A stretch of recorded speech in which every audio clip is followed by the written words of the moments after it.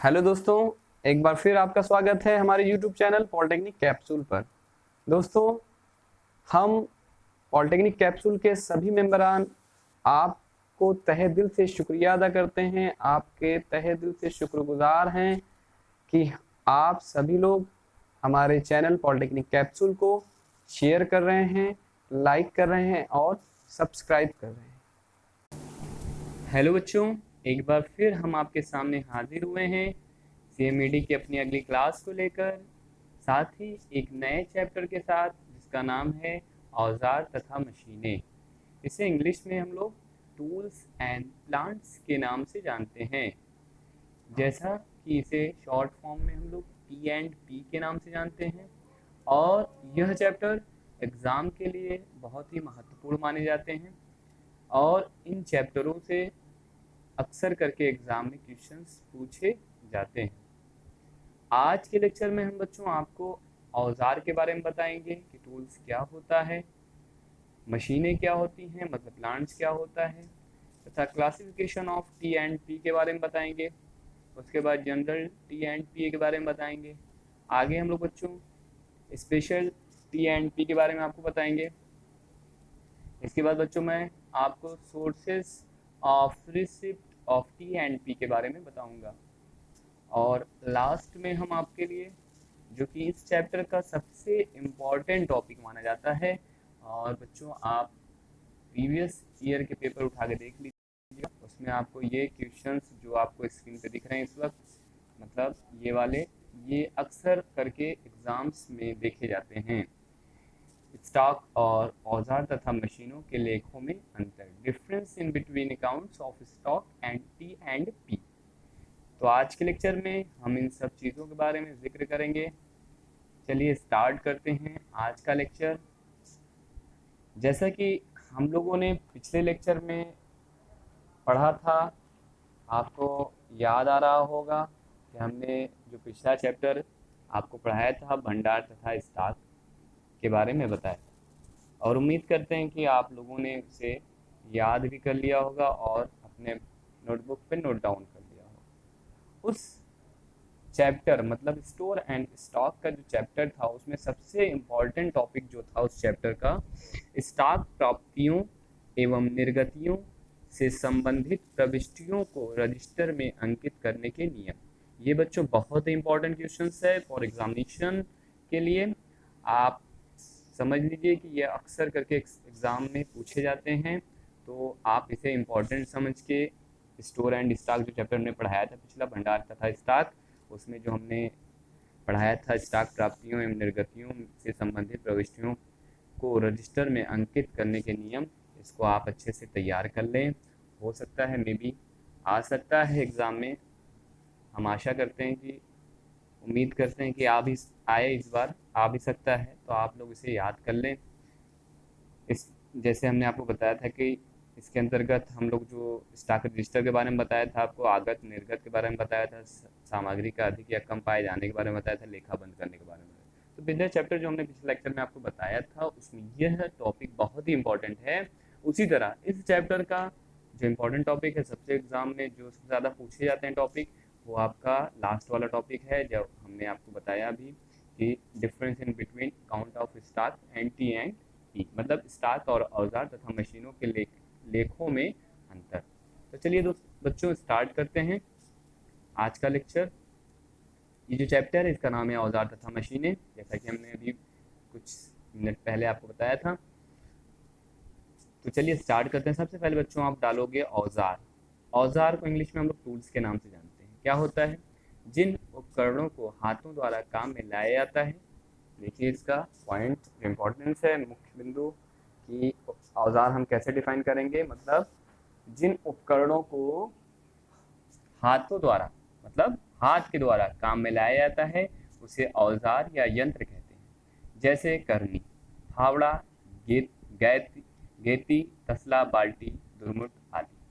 ठीक है, आगे हम लोग आप ये सब समा जो है, ये इक्विपमेंट है जो आपके औजार्स मतलब है, जो ये आपने देखा होगा बिल्डिंग कंस्ट्रक्शन करते वक्त, जैसे करनी का यूज़ मिस्त्री करता है, ठीक है। फावड़े का यूज़ लेबर करता है, गेती का यूज़ लेबर करता है। तसला में क्या होता है, आपका जो मटेरियल मोटर मसाला जो होता है उसे भर कर दिया जाता है। बाल्टी भी आप जान रहे हो, दुरमुल भी आप जान रहे हो कि जब कम मिट्टी का क्या करना होता है, कंपैक्शन करना होता है। ठीक है, तो आपको दुरमुल की आवश्यकता होती है, मतलब कुटाई करने के लिए। ठीक है, मिट्टी की उसमें जानते हो आप कि मिट्टी के अंदर क्या होते हैं, सॉइल्स में वाइट्स होते हैं। वाइट्स मतलब आपका उस आप जानते हो कि सॉइल्स हमारी जो होती है वह थ्री फेज सिस्टम आपने पढ़ा होगा, मैं वहाँ डीपली नहीं जाऊँगा सॉइल मैकेनिक्स में। चलिए, काफ़ी लंबा लेक्चर हो जाएगा, इसलिए मैं वापस टॉपिक में आता हूँ, स्टार्ट करता हूँ। ठीक है, तो आप समझ गए होंगे कि जिन उपकरणों को हम हाथों द्वारा काम में लाया जाता है उसे औजार या यंत्र कहते हैं। ठीक है, जैसे करनी, फावड़ा, गेती, तसला, बाल्टी, गुरमुट आदि। दूसरा पॉइंट आप लिखोगे मशीनें। मशीनें क्या इंग्लिश में बोलते हैं, प्लांट कहते हैं इसे। जिन उपकरणों को यांत्रिक अथवा अन्य शक्ति से चला, देखिए यहाँ पर हाथों द्वारा काम किया जाता है, यहाँ पर यांत्रिक तथा अन्य शक्ति के द्वारा चलाते हैं, उन्हें मशीनें या संयंत्र कहते हैं। जैसे सड़क रोलर, मिश्रक, पावर शावल।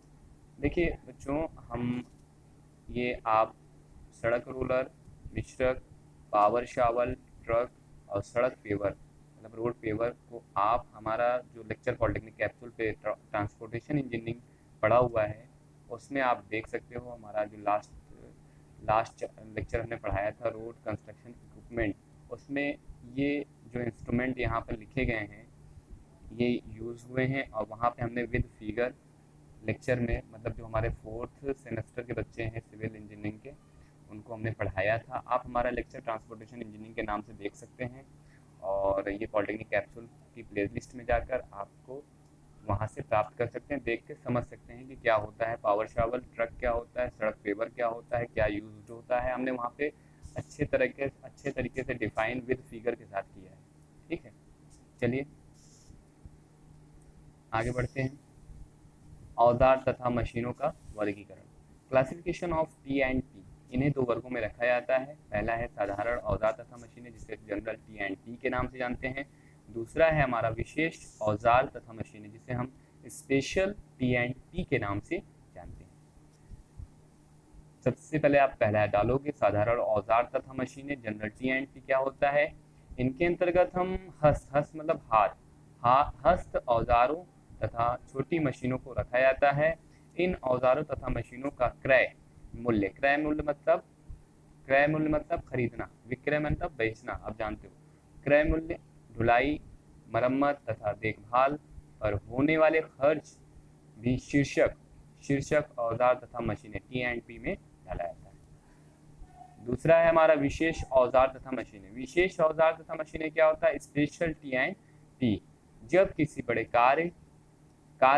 कार्य क्या है, जैसे सुरंग, टनल, जानते हो आप सुरंग, टनल होता है इंग्लिश में, बांध को डैम कहते हैं, पुल ब्रिज कहते हैं, आदि के लिए विशेष औजारों तथा मशीनों को उपलब्ध कराया जाता है, तो इन पर किया गया खर्च सीधा कार्य विशेष के खाते में डाला जाता है। अगला हेडिंग आप डालोगे टी एंड पी प्राप्ति के स्रोत।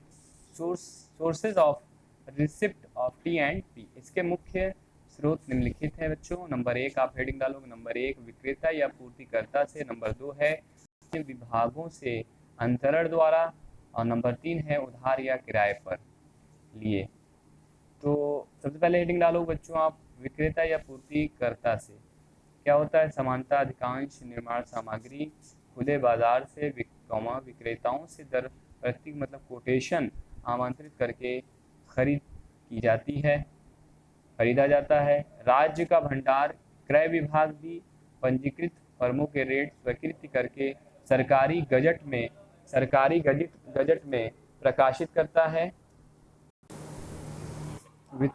जैसे आपको हमने बताया कि खुले बाजार से विक्रेताओं से दरपत्री कोटेशन आमंत्रित करके क्रय की जाती है। राज्य का भंडार क्रय विभाग भी पंजीकृत फर्मों के रेट स्वीकृत करके सरकारी गजट में प्रकाशित करता है, जिससे सभी विभागों को सूचना रहे।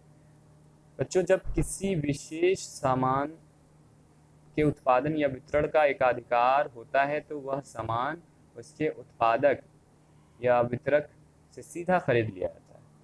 दूसरा पॉइंट आप डालोगे, अन्य विभागों से अंतरण द्वारा। क्या होता है?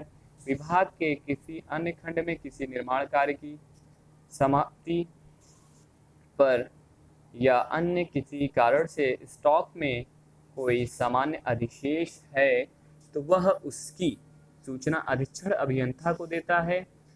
जिस खंड से इसकी मांग आती है वह सामान को उसके मांग पत्र पर हस्तांतरित कर दिया जाता है। ठीक है, समझ गए कि नहीं बच्चों? तीसरा पॉइंट है आपका, यहाँ पर तीसरा पॉइंट आप हेडिंग डालोगे तीसरा, उधार या किराए पर लेकर। पहला पॉइंट था आपका विक्रेता या पूर्तिकर्ता से, पहला आपका पॉइंट था विक्रेता या पूर्तिकर्ता से, और नंबर दो आपका था अन्य विभागों से अंतरण द्वारा, और नंबर तीसरा है आपका उधार या किराए पर। ठीक है, तो यहाँ पे जो हमने आपको बताया कि अधीक्षण अभियंता आपको, आप इसे एसई के शॉर्ट फॉर्म एसई के नाम से जानते हो, सुपरिटेंडिंग इंजीनियर इसे बोलते हैं अधीक्षण अभियंता सुपरिटेंडिंग इंजीनियर होता है। ठीक है, यहाँ पे जो आप देख रहे होगे ये एसई साहब हैं। कौन है? एसई। जैसा कि आप ऑर्गेनाइजेशन जब पार्ट फर्स्ट चैप्टर आपको कॉलेज में पढ़ाया गया होगा, आपके टीचर्स ने पढ़ाया होगा, सर ने पढ़ाया होगा, तो संगठन चैप्टर जब आपने पढ़ा होगा ऑर्गेनाइजेशन में, तो वहाँ पर आपको यह मिला होगा रेखी या सैन्य संगठन, जिसे लाइन और मिलिट्री ऑर्गेनाइजेशन के नाम से जानते हैं। वहाँ पर एक चैन बताया गया था जो चीफ इंजीनियर से लेकर जेई तक बनाई गई थी, जिसमें चीफ इंजीनियर से चैन स्टार्ट होती है, सी एस सी ई मतलब डबल ई और ए ई जे ई, और उसके जेई के अंतर्गत कुशल श्रमिक और अकुशल श्रमिक आते हैं। सी मतलब चीफ इंजीनियर होता है, एस ई मतलब सुपरिटेंडिंग इंजीनियर होता है, डबल ई मतलब एग्जीक्यूटिव इंजीनियर होता है, ए ई मतलब होता है, ए ई मतलब असिस्टेंट इंजीनियर, और जे ई मतलब जूनियर इंजीनियर जो आप बनने जा रहे हो। ठीक है, और जेई के अंतर्गत कुशल श्रमिक तथा अकुशल श्रमिक आते हैं। ठीक बच्चों, आगे हम लोग चलेंगे। उधार या किराए पर लेकर क्या होता है? कई बार उपयुक्त सामग्री न्यून समय मतलब कम समय के कार्य के लिए किसी विभाग या किसी निजी संस्थान से किराए पर ली जाती है और कार्य पूर्ण होने पर उसे पुनः वापस कर दी जाती है। तो यह किसके अंतर्गत आता है? उधार या किराए पर लेकर। अब इस चैप्टर का जो सबसे इम्पोर्टेंट टॉपिक है हम उसको बताने जा रहे हैं आपको, जिसका नाम है स्टॉक और औजार तथा मशीनों के लेखों में अंतर। बच्चों, हम बार बार आपसे ये बोल रहे हैं कि ये इम्पोर्टेंट टॉपिक है। हम इसलिए बोल रहे हैं कि ये अक्सर एग्जामों में देखे जाते हैं ये प्रश्न, और अक्सर करके पूछा जाता है एग्जाम में, तो इसलिए हम बार बार इस पर तवज्जो दे रहे हैं, इस पर आपको गौर व फिक्र कर रहे हैं कि मतलब आप इससे गौर करें और इस पर आप अपना फोकस रखें कि ये चैप्टर का ये जो टॉपिक है ये इम्पोर्टेंट हमारे एग्ज़ाम के लिए हो सकता है, और इसे आप अच्छे से देखें। ठीक है, चलिए बच्चों स्टार्ट करते हैं। Difference in between accounts of stock and P&P। दो कॉलम आप बनाएंगे बच्चों, एक तरफ लिखेंगे स्टॉक, दूसरी तरफ लिखेंगे औजार तथा मशीनें। औजार मशीनें P&P के नाम से जानते हैं हम लोग। तो सबसे पहला है स्टॉक के सामान का मूल्य उच्चंत शीर्षक स्टॉक में डाला जाता है। जाहिर सी बात स्टॉक नाम है तो स्टॉक के इसका शीर्षक क्या होगा? स्टॉक होगा। ठीक है, दूसरा है कि जबकि सामान, देखिए ये थोड़ा सा गलत हो गया है, सामान है ये आगे ना पे आके मात्रा लग गया है तो ये गलत है, हमने कट का सिंबल बनाया, काटा है। तो जबकि सामान का मूल्य औजार तथा मशीन, जाहिर सी बात है औजार तथा मशीन है इसका शीर्षक, तो औजार तथा मशीन इसका शीर्षक होगा। ये टॉपिक औजार तथा मशीनें हैं तो इसका शीर्षक क्या हो जाएगा? औजार तथा मशीनें, ये शीर्षक हो जाएगा। ये पहला इसका डिफरेंस है। ठीक है, जैसे स्टॉक है तो स्टॉक शीर्षक हो जाएगा, औजार तथा मशीनें तो औजार मशीनें क्या हो जाएगा? इसमें शीर्षक हो जाएगा। दूसरा पॉइंट चलेंगे, इसमें सामान की मात्रा तथा मूल्य दोनों का लेखा रखा जाता है, जबकि इसमें केवल यंत्र संयंत्र की संख्या का लेखा रखा जाता है। यानी कि इसमें सामान की मात्रा और मूल्य दोनों का लेखा रखते हैं, मगर इसमें क्या होता है? यंत्र और संयंत्र मतलब उपकरण जो इक्विपमेंट्स है उसकी संख्या का लेखा रखा जाता है। तीसरा पॉइंट चलेंगे हम लोग बच्चों, स्टॉक का सामान अस्थायी रूप से निर्माण में खप जाता है। मतलब जो हम स्टॉक रखते हैं वह निर्माण जब कंस्ट्रक्शन होता है तो उसमें क्या होता है? वह खप जाता है। जबकि इसमें क्या होता है? इसमें सामान ठेकेदार अथवा स्थानीय निकायों को किराए पर दिया जाता है। चौथा पॉइंट इसमें देखेंगे, इसमें लेखा प्रपत्र क्रम संख्या 8, 9, 10, 11 व 12 पर रखा जाता है। इसमें क्या होता है, इसमें औजार तथा मशीनों का लेखा प्रपत्र क्रम संख्या 8, 13, 14, 15। देखिए इसमें 8 है, इसमें भी 8 है, और इसमें आपका 9, 10, 11, 12, यानी कि जो हमारा स्टॉक है वो प्रपत्र संख्या देखिए 8, 8 तो दोनों में है, मगर 9, 10, 11 के बाद 9, 10, 11, 12 के बाद हमारा जो प्रपत्र शुरू होता है संख्या इसमें है, किसमें, औजार तथा मशीनें में, मतलब 13, 14, 15 में रखा जाता है। ठीक है, इसमें क्या है 8, 9, 10, 11, 12, देखेंगे यहाँ पर इसमें क्या है 8, 9, 10, 11, 12, और 12 के बाद 13 शुरू होता है, तो यहाँ पर 8 तो दोनों के लिए कॉमन है प्रपत्र संख्या, तो 8, 13, 14, 15 होगा। ठीक है, आगे बच्चों अगला है, अगला डालोगे टॉपिक आप, 5वां पॉइंट डालोगे इसमें। इसमें खाते को वर्ष में 2 बार, ये इंपॉर्टेंट टॉपिक है इसमें, कि वर्ष में 2 बार एक बार 30 सितंबर को, एक बार 31 मार्च को बंद किया जाता है, जबकि इसमें वर्ष में एक बार 30 सितंबर को खाता बंद कर दिया जाता है। यानी कि आप देख रहे हो कि T&P में 30 सितंबर मतलब एक बार खाता बंद किया जाता है, जो आपका 30 सितंबर की डेट होती है, जबकि आपकी स्टॉक में क्या होता है, वर्ष में 2 बार खाते को बंद किया जाता है, जिसमें पहली डेट है आपकी 30 सितंबर और दूसरी है आपकी, मतलब साल भर में 2 डेट, स्टार्टिंग में पहली डेट आपकी पड़ेगी 31 मार्च को, दूसरी डेट पड़ेगी आपकी 30 सितंबर को। ठीक है, तो वर्ष में 2 बार 30 सितंबर व 31 मार्च को आपका क्या होता है, खाता को बंद किया जाता है। ठीक है, बात समझ में आ रही कि नहीं, मतलब वर्ष में इसमें 2 बार, एक बार 30 सितंबर को बंद करते हैं, एक बार 31 मार्च को बंद करते हैं, इसमें केवल खाली एक बार 30 सितंबर को बंद करते हैं। ठीक है, इसके बाद आगे चलेंगे हम, आगे हम लोग चलेंगे।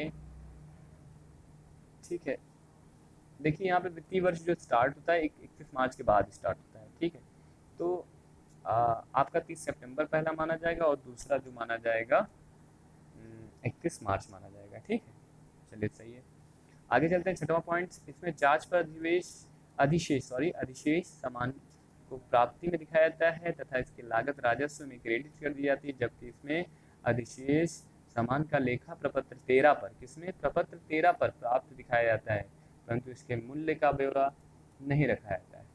तो बच्चों आज का ये लेक्चर आपको कैसा लगा, आप हमें कमेंट्स करके ज़रूर बताएं। Thank you for watching my YouTube channel, धन्यवाद।